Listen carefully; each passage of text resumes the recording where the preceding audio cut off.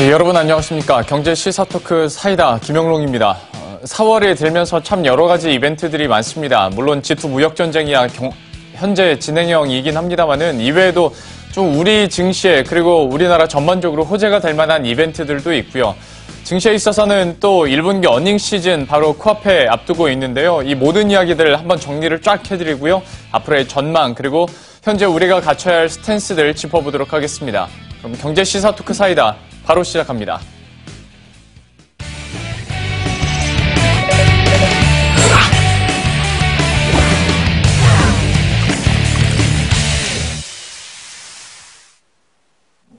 예, 그럼 심층 토크부터 시작을 해보도록 하죠. 오늘 박연미 경제 칼럼니스트, 메리츠 종금증권 강남금융센터의 정영훈 과장과 함께합니다. 어서 오십시오. 네.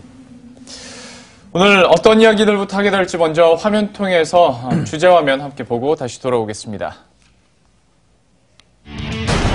예, 꽃피는 4월이 될지 잔인한 4월이 될지 한번 보도록 할 텐데요. 사실 여러 가지 이벤트들이 좀 혼재해 있어서 한번 정리는 하고 하나하나 저희가 짚어보도록 하겠습니다. 먼저 칼럼니스트께서 좀 굵직굵직한 경제기 이슈들은 어떤 게 있는지 한번 정리해 주시겠어요? 네, 일단 이번 주죠. 이번 주 6일에 삼성전자의 1분기 실적이 발표가 됩니다. 또 12일에는 이주열 한은 총재가 연임한 뒤에 첫 금통위가 열리는데 뭐 스탠스가 급격하게 바뀔 가능성은 크지 않아 보이고요. 4.27 남북 정상회담도 지금 예고가 돼 있습니다. 예. 과거에 1, 2차 정상회담 당시에는 증시에 좋은 영향을 미쳤기 때문에 여러 가지 기대감이 좀 형성돼 있는 상태고요. 월 말에는 사흘 동안 삼성전자의 액면 분할 전까지 거래가 정지됩니다. 예. 순서대로 한번 보죠. 삼성전자의 1분기 잠정 실적이 이제 4월 6일에 발표가 되는데 이와 관련해서 과연 어닝 시즌 좀 우리가 어떻게 맞이를 할 것인지 전망에 대해서부터 한번 얘기를 해보도록 하겠습니다. 1분기 전반적인 기업들의 실적에 대해서 물론 당연히 4분기보다는 못하더라도 그래도 여전히 기대할 만하다라는 사람이 있는가 하면 좀 이제 탄력 자체가 꺾이는 거 아니냐라고 생각하는 사람들도 있는데 과장님께서는 어떻게 판단하고 계십니까? 우선 사실 아직까지는 불확실성이 많이 남아있는 상황이 있죠. 근데 중요한 것은 지금 지난 이제 4분기 실적 발표 당시에 실적 시즌 당시 대비해서는 그래도 이제 과거 대비해서 지금 비관론은 상당히 좀 잦아들었다라고 볼 수가 있겠습니다. 전반적으로 한마디로 지금 실적이 뭐 워낙 뭐 좋게 나온다라고 서프라이즈를 예상하는 부분은 거의 없습니다만 기존에 이제 좀 비관적인 부분에서는 다 좀 완화되는 그런 스탠스가 지금 나오고 있다라 볼 수가 있겠고요. 전반적으로 일단은 뭐 실적 보게 되면 뭐 에너지 업종이라든지 또 이제 IT, 삼성전자를 비롯한 IT 업종, 그리고 금융업체, 그리고 뭐 헬스케어 업종, 뭐 이러한 쪽이 그래도 실적이 좀 괜찮지 않을까, 그렇게 뭐 전망이 되고 있는 상황이고요. 일단 뭐 이번 주 금요일 삼성전자 이제 실적 발표를 앞두고 있는 상황인데, 시장에서는 뭐 매출액은 한 61조, 영업이익 한 14조 원 정도 수준, 그러니까 전년 대비해서 영업이익이 한 40% 이상 지금 증가할 것으로 뭐 예상은 하고 있습니다. 물론 이제 환율이라는 지금 1분기에 이제 변수가 있는 상황이기 때문에 과연 이제 삼성전자의 실적이 시장의 기대치를 충족시킬지 이 여부가 결국에 이제 1분기 실적 시즌, 어닝 시즌을 좀 판가름할 그러한 바로미터가 될 수 있지 않나 그렇게 보고 있습니다. 삼성전자의 분기별 실적 현재 화면 통해서 보고 계신데요. 역시 말씀 들으신 것처럼 이번에 영업이익이 한 14조 6천억 원 정도 그리고 매출액이 61조 정도 FN가이드에 따르면 현재 나오고 있고요. 2분기에는 15조 원대 찍을 수 있다라는 얘기까지도 나오고 이거를 참 1분기 비수기라는 점을 생각해 봤을 때 역시 놀라운 실적들이 계속 예고가 되고 있는데 삼성전자뿐만 아니라 좀 계속 실적이 상향 컨센서스가 상향 조정되고 있는 기업들에 대해서도 좀 관심이 많습니다. 대표적으로 LG전자도 그 중에 하나가 될 것 같은데 좀 전반적으로 어떤 기업들이 있는지 혹시 조사하신 게 있습니까? 일단 그 1분기 영업이익 전망치가 그 상향 조정된 대표적인 기업들이 몇 곳 있습니다. 일단 대우조선해양의 경우에는 불과 한 달 전에 1분기 영업이익 전망치가 675억 원이었는데 지금 보니까 26.8% 이상 증가한 857억 원으로 조정이 됐어요. 예. 또 LG전자의 경우에도 7,500억 원으로 받다가 이거 8,385억 원까지도 가능하겠다 이런 의견이 나와 있고요. 하이트진로도 259억 원에서 287억 원으로 소폭 조정이 된 상태입니다. 유진테크도 이 대열에 합류를 했는데 대우조선해양의 경우에는 호재가 좀 있었죠. LNG선을 여러 척 수주를 했습니다. 전반적으로 조선 경기가 좋지 않은 상황에서 그래도 대우조선해양이 이제 살아날 수 있는 발판을 마련하고 있다 이런 분석들이 나오고요. 물론 일부에서는 저가 수주 논란도 있습니다만 조선사들의 경우에는 이 도크를 놀리지 않고 여기에서 배를 계속 짓고 있다는 그 자체가 굉장히 중요한 상황이기 때문에 예. 대우조선해양에게 분명히 호재인 것 같고요.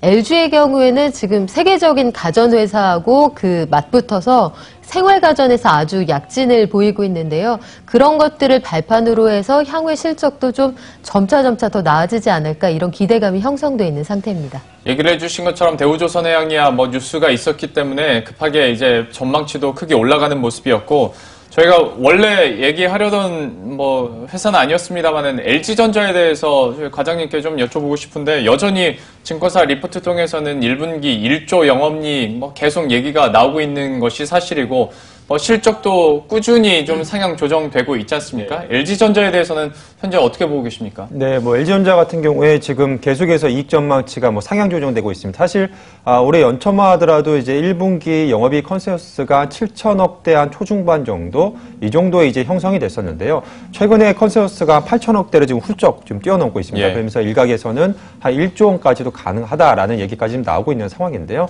그러한 이유는 역시나 LG전자 이 가전 사업 부분에 힘이다라고 보시면 될 것 같습니다. 지금 OLED TV가 독보적으로 대형 OLED 패널 시장에서는 LG전자가 지금 독보적인 그러한 글로벌 시장의 지금 위치를 좀 구가하고 있는 상황이고요. 여기에 지금 가전 쪽에서 LG전자가 최근에 내놓는 상품마다 지금 히트를 치고 있습니다. 소위 건조기 같은 경우에도 최근에 미세먼지 열풍, 미세먼지가 계속해서 지금 이어지면서 지금 건조기도 좀 계속해서 매출이 지금 증가하고 있는 상황이고요. 여기에 지금 LG전자 작년에 내놓은 A9 코드 제로 A9 무선 청소기 같은 경우에도 지금 흥행에 성공을 하는 상황이고요. 지금 전반적으로 사실 삼성 같은 경우에는 지금 가전 사업 부분이 굉장히 지금 위축되고 있는 상황이고 또 TV 네. 쪽에서도 과거만큼 그러한 독보적인 그런 위치를 지금 구가하지 못하는 상황에서 LG전자가 지금 가전 사업 부분에서 상당히 좀 고무적인 그런 성과를 내고 있다라는 점, 이 부분이 지금 1분기 만약에 실적으로 확인이 된다라고 한다면 당분간 올해 LG전자 가전 사업부에 대한 기대감이 계속해서 높아질 가능성이 크지 않나 그렇게 보고 있습니다. 그러면 과장님께 하나만 더 이제 여쭤볼게요. 삼성전자와 관련해서 삼성전자가 이렇게 실적 잘 나올 수 있는 이유가 아무래도 반도체 부분이 가장 크게 좀 효과를 줄 텐데 SK하이닉스도 그러면 어떻게 될까라는 궁금증들이 많이 있습니다. D램이나 낸드 가격은 계속 그래도 꾸준히 우상향을 하고 있는 상황에서 SK하이닉스에 대한 기대감도 나올 텐데 좀 여기에 대해서는 어떻게 보십니까? 네, 사실 LG전자와 삼성전자는 전혀 다른 회사죠. 그러니까 삼성전자는 지금 반도체에서 이제 수익을 내고 있는 상황이고요. LG전자는 거의 대부분 이제 가전 쪽에서 수익을 내고 있는 회사라고 네. 보시면 될 것 같습니다. 지금 지금 1분기 삼성전자가 영업이익 한 14조 원 정도 예상하고 있는데 그 중에서 한 10조에서 11조 정도가 바로 이제 반도체에서 지금 이익이 예상이 되고 있습니다. 거의 대부분의 지금 이익을 바로 이제 반도체 부분에서 지금 기록을 할 것으로 보여주고 있고요. 이 외에는 이제 스마트폰 부분에서 한 3조 원 정도 수준, 그리고 디스플레이 같은 경우에는 워낙 OLED 지금 아이폰 X가 흥행에 실패를 하면서 삼성 디스플레이가 지금 고전을 면치 못하고 있어서 사실상 BEP 수준을 보일 것으로 예상하고 있고요. 또 가전 사업 부분에서는 지금 한 4천억 정도 수준 예상을 하고 있습니다. 그만큼 지금 삼성전자 절대적인 비중이 반도체 부분에서 차지하고 있는 상황인데요. 그러한 이유는 역시나 지금 수요 증가에 대한 그러한 부분도 있습니다만 자율주행차라든지 최근에 서버용 D램 수요가 계속해서 증가하고 있다. 이런 얘기도 아마 뉴스에서 많이 들어보셨을 텐데요. 사실 그러한 수요에 대한 부분보다는 실질적으로 지금 삼성전자 또 SK하이닉스 이 반도체 쪽에서 지금 높은 지금 이익 성장이 지금 나타나고 있는 이유는 바로 이제 반도체 가격에 있다라고 보시면 될 것 같습니다. 지금 예. 반도체 가격이 지금 계속해서 고공행진을 좀 거듭을 하면서 즉 매출이 아니라 지금 이익률이 급격하게 지금 좋아지고 있는 것이다라고 보시면 될 것 같고요. 지금 SK 하이닉스 같은 경우 그렇다라고 한다면 사실상 삼성전자는 반도체 외에도 뭐 스마트폰, 가전, 뭐 디스플레이 이러한 부분이 좀 많이 좀 섞여 있는 상황인데 실질적으로 지금 SK 하이닉스 같은 경우에 거의 뭐 반도체만 지금 독보적인 상황이기 때문에 이러한 이익률 측면에서 본자라고 한다면 전체적인 그 이익률 측면에서는 SK 하이닉스가 항상 좋은 그러한 이익률을 내고 있다라고 보시면 될 것 같고요. SK 하이닉스도 뭐 삼성전자와 마찬가지로 올해 1분기 같은 경우에도 계속해서 지금 호실적, 그러니까 사상 거의 최고 수준의 실적이 좀 예상이 되고 있다라고 보시면 될 것 같습니다. 예, 이렇게 해서 SK 하이닉스까지 이번 어닝 시즌과 관련해서 반도체 관련 그리고 IT 관련 기업들 저희가 잠깐 살펴봤고요. 제일 앞에서 정리해줬던 이벤트 가운데서 이제 금통위 얘기도 잠깐 해보도록 하죠. 이주열 하는 총재 연임 이후에 또 처음 맞는 금통위일 뿐만 아니라 이주열 총재 개인적으로도 참 어떤 소신과 대세 사이에서 고민을 많이 할 것 같아요. 좀 과연 4월의 금통위는 어떻게 전망해 볼 수 있을까요? 4월의 금통위는 안전하게 가지 않을까 싶습니다. 새로 연임을 하자마자 아마 본인이 가지고 있었던 기존의 입장을 바꾸기는 어려울 것 같고요. 변화와 혁신이라는 걸 지난 2일 기자간담회에서 강조를 했습니다만 사실 한국은행이라는 곳이 변화와 혁신을 추구하기는 사실 쉽지 않은 기관이고요. 예. 여기에서는 안전한 것, 그러니까 재정에 어떤 일을 벌려놓으면 사실상 수습하는 게 중앙은행의 몫입니다. 전반적으로 지금 미국이 우리보다 금리가 올라갔으니 이 역전된 상태를 방치할 것이냐 여기에 관심이 많으실 텐데 지금 당장 금리를 올리기에는 사실 외식 물가가 많이 올랐다는 말씀들이 나오지만 지표로 보이는 소비자 물가 상승률은 높지 않은 상황이에요. 한국은행이 가지고 있는 물가 관리 기준보다 아직은 한참 못 미치는 수준이거든요. 이게 400여 개의 통계를 모두 모아서 이게 가중치를 내서 구하기 때문에 체감하시는 거하고 좀 차이가 있겠습니다만 당장 물가 압박 때문에 금리를 올려야 한다. 이런 논리도 성립되기가 좀 쉽지 않은 상황이고요. 일자리 추경 같은 것들을 편성을 한다고 정부가 이미 공언을 한 마당이어서 이렇게 해놓고 금리를 당장 올린다. 이것도 아마 쉽지 않을 겁니다. 해서 당분간 좀 관망을 하다가 적게는 석 달, 길게는 한 반년 동안 시장의 흐름을 본 뒤에 그 다음에 안전하게 결정을 하지 않을까. 이게 개인적인 저희 생각입니다. 그러면 증시 영향과 관련해서는 이번 4월 안에서는 그래도 최소한 금통위에 대한 시장 변수라고 해야 될까요? 이거는 조금 상대적으로 덜 신경 써도 될까요? 과장님 어떻게 보십니까? 네, 사실 시장에서 지금 한국은행 금통위에 대한 부분은 크게 신경을 안 쓰고 있는 상황이죠. 그러한 이유가 이미 지난해에 작년 이제 10월에 이제 금통위에서 이제 금리 인상에 대한 소수 의견이 나온 상황이고요. 그리고 올해 초부터 아마 한국은행에서 올해 5월 정도에는 기준금리를 인상할 것으로 그렇게 지금 예상이 됐었던 상황입니다. 또 채권 시장에서 이 부분이 충분히 좀 반영이 되어 있는 상황이다라고 볼 수가 있겠고요. 지금 미국에서 그러한 이유가 지금 결국에는 미국의 금리를 이제 쫓아갈 수밖에 없는 부분인데 미국에서 예상대로 이번 달 기준금리를 이제 인상을 하면서 지금 아시다시피 지금 국내 이제 기준금리와 미국의 지금 금리가 지금 역전되는 그러한 지금 상황이 지금 벌어지고 있는 상황이거든요.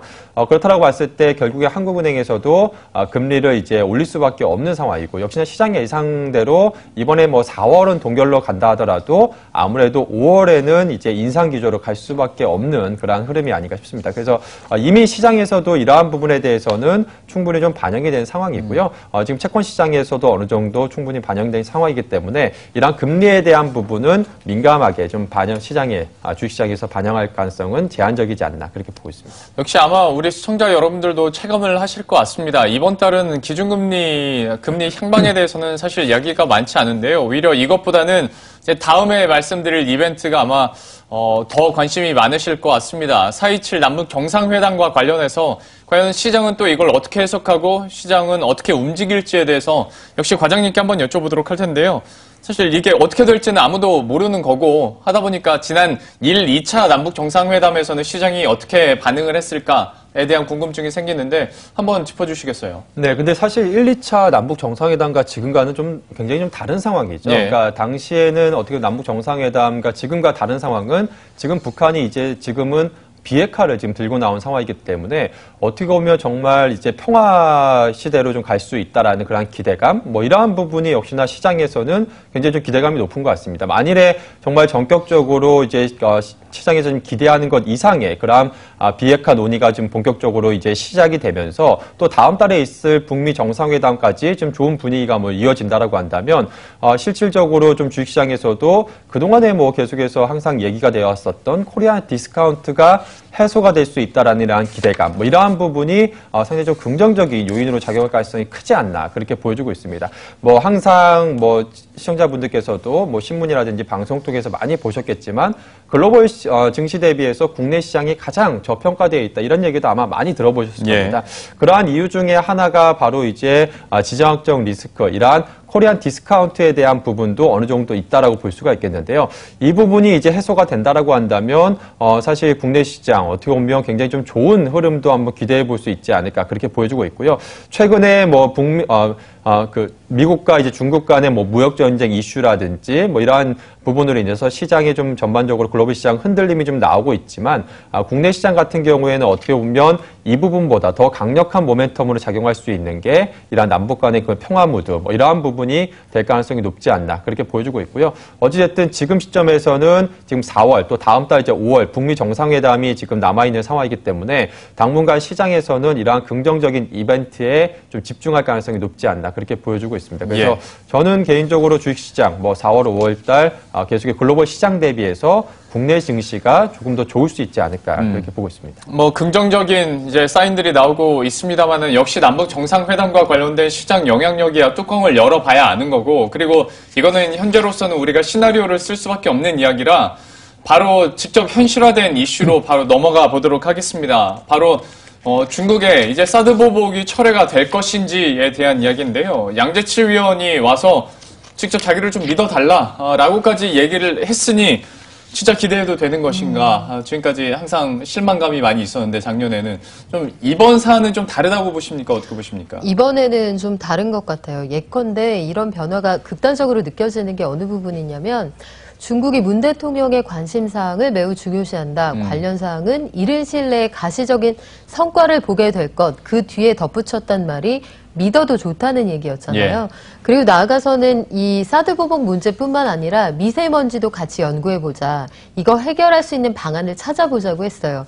여러 가지 선물 보따리를 들고 왔는데 지금 한반도 정세가 급변하고 있는 와중에 미국의 영향력이 지나치게 커지는 걸 중국이 원치 않잖아요. 그래서 그 전격적으로 북한 그 김정은 국무위원장을 초청해서 중북 간의 이 정상회담이 이뤄지기도 했는데, 이런 상황들을 보면 중국이 이제 허언을 할 수 있는 한가로운 입장은 분명히 아닌 것 같습니다.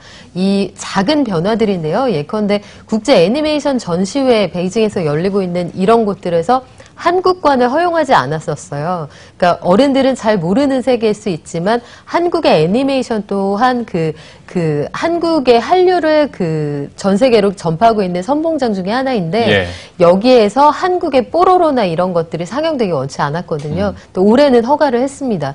이렇게 해빙의 무드를 조금씩 보여주면서 특사가 와서 이거 이제 해결하겠다 이렇게 얘기를 했으니 아마 해결이 될 것인데, 그동안 본 손해가 너무 크기 때문에 대표적으로 롯데 같은 기업들의 손해를 어떻게 만회할 것인가, 이게 관건이 될 겁니다. 얘기하신 김에 사실 사드 보복하면 가장 첫 번째로 언급이 되는 기업이 롯데 아니겠습니까? 롯데 마트, 롯데 관광, 롯데 호텔, 전방위적으로 다 롯데만 붙어 있으면 다 영업 정지당하든지 뭐 매출이 급감한다든지 했는데, 그럼 이번 소식으로 인해서 롯데도 좀 한숨 돌릴 수 있을까요? 어떻게 보십니까? 지금 롯데도 일단 중국에서 가지고 있었던 그 마트 매각 협상이 제대로 이루어지지 않았어요. 이게 철저하게 시장 논리로 보자면 정말 손해가 극단에 이르러서 롯데가 굉장히 손해를 보고 이 매물을 내놓을 때까지 수요자들이 기다리고 있는 것일 수도 있고, 중국 정부가 이 매각 협상을 방해한다는 얘기도